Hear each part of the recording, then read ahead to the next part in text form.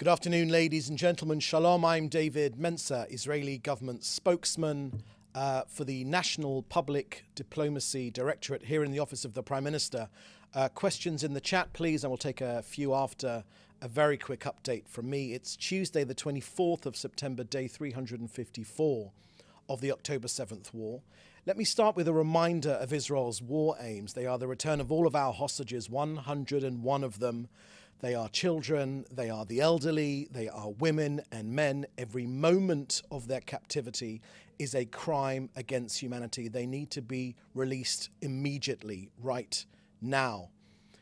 They are the dismantling of Hamas's government and military and the removal of the terrorist threat to Israel, and of course the return of our citizens safely to their homes in our own sovereign territory here in the north of Israel.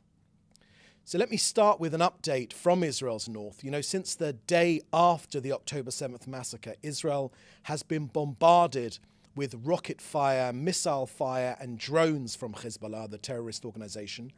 And let me remind you that Hezbollah's stated objective is the destruction of this country, the destruction of Israel. That is Hezbollah's stated objective.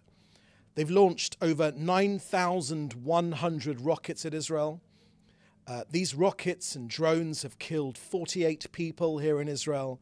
12 Israeli Druze children murdered on a football pitch. I saw it with my very own eyes in Majd al-Shams. More than 325 Israelis wounded. 190 million square meters of our country burnt. And 63,500 Israelis evacuated. Businesses and the education of our children massively disrupted. Our towns, cities, kibbutzim, farms and villages in the north bombarded with rockets and drones. Some of these kibbutzim have been completely destroyed. Family homes destroyed, farms devastated, livestock murdered. This is not a sustainable reality. In the last 24 hours, Israel has attacked 1,600 terror targets in Lebanon. By phone call, by radio broadcasts, by websites and text messages, the IDF has urged civilians to move out of harm's way. The images prove that Hezbollah are hiding arms caches inside civilian homes. We see secondary explosions of Hezbollah weapon stockpiles, of munitions, of long-range cruise missiles, of drones, rocket launchers, thousands of them, all located in the heart of civilian populations inside Lebanon, all of them prepared for immediate launch against Israel. That constitutes a double war crime. Hezbollah endangering Lebanese civilians, using them as human shields to hide its weaponry, and carrying out attacks directed at Israelis. I remind you, Lebanon has no territorial claims against Israel. The border between our two countries is precisely where the UN asked for it to be. The state of Israel maintains that Lebanon and Hezbollah, the terror organization which operate under the guidance of Iran, are responsible for this escalation of the security situation, and they are in violation of international law and the UN Security Council resolutions 1559 and 1701. Next, an update from COGAT and their work coordinating aid into Gaza. As of the latest COGAT figures, more than 1,034,000 tons of humanitarian aid have been delivered into Gaza on 52,500 trucks since the start of this war. 80% of the aid going in has been food. Also, COGAT has facilitated the establishment of the 13th field hospital in Gaza. The hospital run by MSF is in Deir al-Balah. COGAT secured the entry of the medical teams and the delivery of all the medical equipment needed for the hospital. It's expected to expand from an initial capacity of 20 beds to a capacity of 110 beds, which will also include an emergency room, a maternity ward, and a surgical ward. COGAT will continue to facilitate humanitarian responses for the residents of Gaza, particularly with regard to their medical needs. You can get all these details and more from on Israel's humanitarian efforts on COGAT's website. So that's the end of our briefing from me here today. I will now take your questions, which you should put in the chat together with your news outlet. First question here I can see is from Joel Pollack at Breitbart News. Firstly, Prime Minister spoke directly to Lebanese people. Do you have a sense of how his message was received? Thank you for that question, Joel. Let me share with you what the Prime Minister said to the people of Lebanon. Firstly, he made clear that our action is against Hezbollah and not against the Lebanese people. The Prime Minister declared very clearly that our stated position is that whoever does not understand this needs to get this right now, is that Israel is not waiting for the threat. We are preempting it, as the Prime Minister has said. Everywhere, in every sector, constantly, Israel is eliminating senior Hezbollah figures, terrorists, and missiles, and our action to defend Israel in our north is ongoing. The Prime Minister has made clear that whoever tries to harm us, we will harm them all the more forcefully. The Prime Minister spoke about Israel's objective to change the security balance, the balance of forces in our north, and this is precisely what we are doing. We are destroying thousands of missiles and rockets that are directed at our cities here in Israel and our citizens. The Prime Minister said that together we will stand strong, together we will fight, and with God's help, together we will win.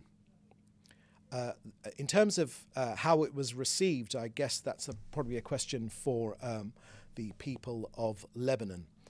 We would say that when it comes to the civilians in Lebanon, the Prime Minister has also made a dramatic appeal to them to tell them that our clear objective is to avoid, wherever possible, harm to Lebanese civilians. Israel's message, as the Prime Minister has made clear to the people of Lebanon, is that Israel's war is not with the people of Lebanon, it is with the terrorist organization of Hezbollah. The Prime Minister said that for too long, Hezbollah has been using the Lebanese as human shields. It's placed these rockets in Lebanese living rooms and missiles in their garages, in their homes. And now these rockets and missiles are aimed directly at our cities, as I've said, directly at our people here. So to defend ourselves against Hezbollah strikes, we must take out these weapons. Through every means, the IDF has warned the Lebanese people to get out of harm's way. As the Prime Minister said, Lebanon should take this warning extremely seriously and not let Hezbollah endanger Lebanese lives and the lives of their loved ones. Please do not let Hezbollah endanger your country anymore. Many have heeded Israel's request to get out of harm's way now, and the Prime Minister has also made clear that once our operation is over, they will be able to return to the safely to their homes. Next question here from Joel Pollack at Breitbart is, what would be the most helpful way for the United States to respond? Let me address that question this way, Joel. The US and Israel stand side by side in battling the terrorist forces that we're battling right now. Our relationship is ironclad, as the Secretary of State and the President of the US have made clear, and it's a relationship which we very much appreciate here in Israel.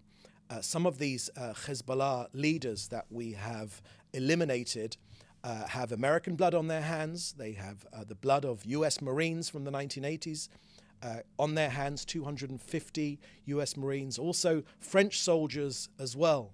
So I think that if you want to ask for US reaction, then it's probably best to ask the US themselves. But I will tell you that Hezbollah are a terrorist organization. Their stated aim is to destroy this country. They're under the guidance of Iran, and Israel has a duty to defend itself. Next question is from Hannah Julian, Jewish Press, is there any update on the Prime Minister's schedule for his trip to New York for the UN General Assembly? Thank you for that question, Hannah. Yes, indeed, the Prime Minister still does plan to go to the US, to the United Nations in New York to address the United Nations General Assembly. We will update you on the schedule a little bit closer to when it is due to take place. Next question is from Sarah from Jewish Outlet of Rome, Italy.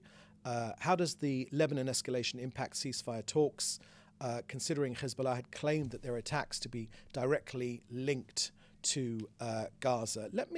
That's a good question, Sarah, because there's been lots of talk about this, and I've heard this on the international media about linking Hezbollah themselves, linking a ceasefire arrangement in Gaza with them ceasing fire.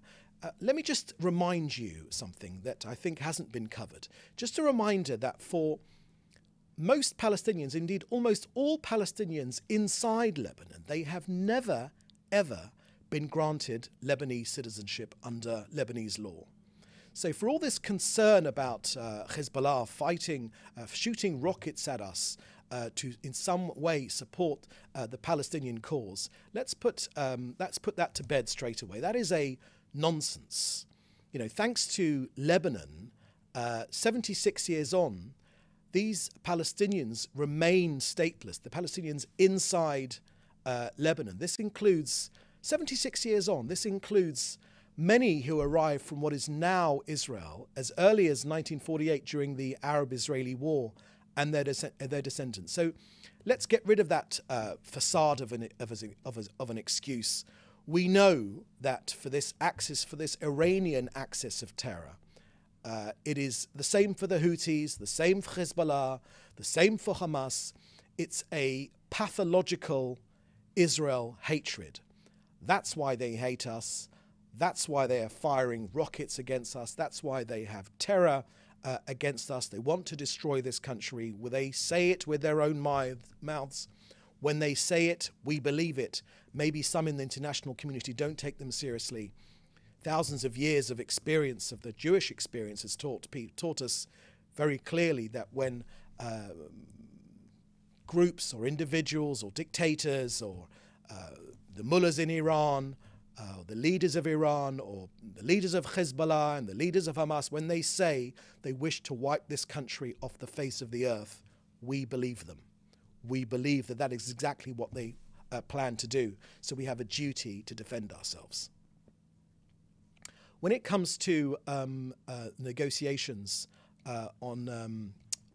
with Hamas, the negotiations for a hostage release deal continue. They're based on the principles presented by the United States in a manner that will enable the return of our hostages while achieving the other goals of this war. And Israel very much appreciates the efforts by the US and the mediators to dissuade Hamas from its refusal. Again and again and again, it's been Hamas which have walked away. They've never been serious about these negotiations, because they would have been serious. We would have had a deal many, many, many months ago. You know, we're coming up to a year now that Hamas took our hostages. And it is a breach of humanitarian law that they continue to be held to this very day. And Israel will do everything in its power, through negotiations or militarily, to get them out. Next question about flights from Sarah from Italian news in Rome, Italian Jewish news in Rome. Many flights to Israel are being rerouted. How is the government helping Israelis abroad return and Israelis who need and have other needs? Thank you for that question, Sarah. I would encourage you to look at Israel's Ministry of Transportation to get more on that particular issue.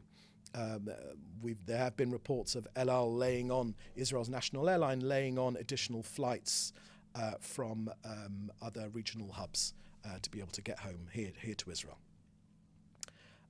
Next question here is from Deborah Haynes from Sky News. Is a ground operation into Lebanon inevitable, or will that only happen should Hezbollah escalate its attacks above a certain threshold, such as striking Tel Aviv? And a second question, is it correct that leaflets being dropped by Israel in the Bekaa Valley have barcodes on them that would take information from whatever device is used to scan them, as claimed by Hezbollah? Thank you for that question, Deborah. So just a reminder that Hezbollah are a genocidal terrorist organization. They're considered a terrorist organization in the UK as well, Sky's home. I know that British media have a problem calling Hezbollah a terrorist organization, but that is precisely what they are. Jew hatred is written into their very DNA. Their leader, Hassan Nasrallah, says it every time he makes a speech. He wishes to wipe this country, the only homeland for the Jewish people, off the face of the earth. That is why they are firing rockets at us, for no other reason. The Prime Minister has made abundantly clear precisely why we are fighting this war. He said that it's an action against Hezbollah in Lebanon. Our position is that Israel is not waiting any longer after 11 and a half months for this threat. We are preempting it everywhere, in every sector, constantly.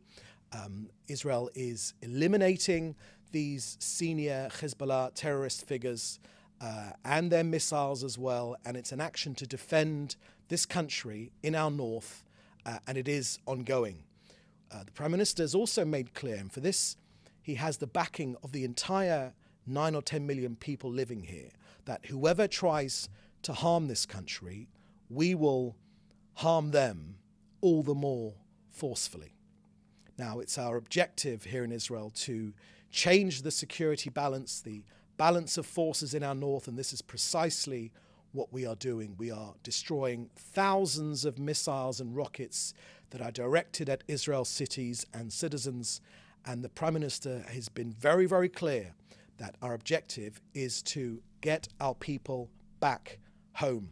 There are UN resolutions extremely clear on this point, 1559 and 1701. Hezbollah need to move behind the Litani River. We need to get our people to be home safely in their homes. It's almost a year. It's almost impossible to imagine. I encourage your Sky viewers to imagine what it would be like to be essentially evicted from your home, in our own sovereign territory, to be evicted from your home for their own safety. This is not a sustainable reality. Israel's patience is not inexhaustible. We will secure our northern border, and our people will be allowed to get home. That is the mandate which Israel's people has given this government, and it is a mandate which it takes extremely seriously, as all other responsible governments take seriously their primary duty to defend our own citizens. That is precisely what we will do. Next question is from Jim Williams from Zenga International News. This morning in an MSNBC interview, Jake Sullivan mentioned that a key reason for the absence of a hostage deal is the lack of involvement from Hamas leader Sinwar through his Qatari contacts since the discovery of the hostage bodies last month. Is this consistent with the Prime Minister's information? Sullivan also mentioned that the US has sent additional military firepower to the region to prevent the conflict from Hezbollah from escalating into a regional war. Does this align with the Prime Minister's perspective on the substantial US military presence in the region supporting Israel? Thank you for that question, Jim. The Prime Minister has made clear, and this is, again, as you say, reiterated by Jake Sullivan and others in the US administration, that it is Hamas again and again that has walked away from this deal. Again and again, they always walk away from the deal because human life is unimportant to them. Indeed, they want, Hamas are prepared to fight to the last Gazan, and not to the last Hamas fighter, to the last Gazan. They're sacrificing their own people, and they're murdering our people as well. The government has made clear that it wishes for a deal to happen. They have again and again, the Prime Minister's made clear that we're willing to go the extra mile to get a deal, to get our people home, but it has been Hamas that every time has walked away, and that's just been reiterated by what you say that Jake Sullivan has said.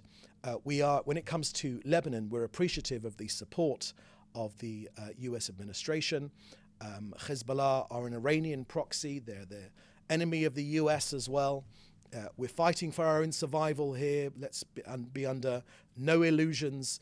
This country is fighting for its very survival. We're being surrounded by an axis of evil led by Iran, but this country will defend itself, and this country will be successful.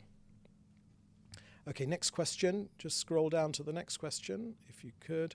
Okay, Fred Ager, former Israel's national security advisor, believes that Israel must remove Hezbollah from South Lebanon by a ground operation, and that remote actions no longer suffice. Any ground operation is any ground operation on the horizon? Thank you for that question, Fred. Look, you won't be surprised if I don't talk about that issue with you here today. Our primary responsibility of this government is to defend its people, and we will do that lawfully, always complying with international law. We will do it lawfully, but this country will be defended. We will always prefer a diplomatic resolution, but for 11 and a half months now, Hezbollah have refused one. The Lebanese government are unfortunately unable to put any pressure whatsoever on Hezbollah, and this Iranian axis of evil that has formed a stranglehold around Israel. It's a ring of armed terror organizations from Hezbollah in Lebanon to Hamas in Gaza to the Houthis in Yemen and other militias. We're even getting rockets and missiles from Iraq as well. We're on extremely high alert, and we will exact a heavy price for any aggression against this country from any arena. Okay, my friends, that looks like the last question here today. Thank you for joining us. We will have another briefing this time tomorrow. In the meantime, do please stay safe, and thank you very much. Bye-bye.